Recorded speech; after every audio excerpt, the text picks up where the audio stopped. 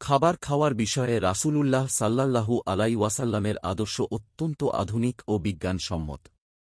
রাসূলুল্লাহ সাল্লাল্লাহু আলাইহি ওয়াসাল্লাম বলেছেন, তোমরা পেটের 1/3 খাবার দিয়ে ভরবে, 1/3 পানি দিয়ে ও বাকি 1/3 খালি রাখবে এবং কিছুটা ক্ষুধা থাকা অবস্থায় খাবার শেষ করবে।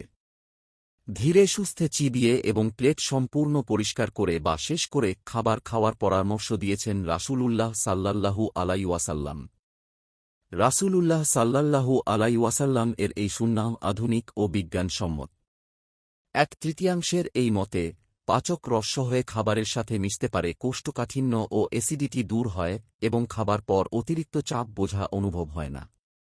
কিছুটা খালি রেখে খাওয়ার কথা বলা হয়েছে এজন্য যে, খাবার খাওয়ার পর তৃপ্তির সংকেত পাঠাতে মস্তিষ্কের 20 মিনিট সময় লাগে। এর ফলে অতিরিক্ত খাবার খেয়ে ফেললে হজমে শরীর, পাকস্থলী, লিভার ও কিডনির উপর অতিরিক্ত চাপ পড়বে, যাতে পরবর্তীতে শরীরের নানা খারাপ উপসর্গ দেখা দিতে পারে। তাই আসুন আমরা রাসূলের সুন্নাহ অনুযায়ী জীবন ধারণে অভ্যস্ত হই ও সুস্থ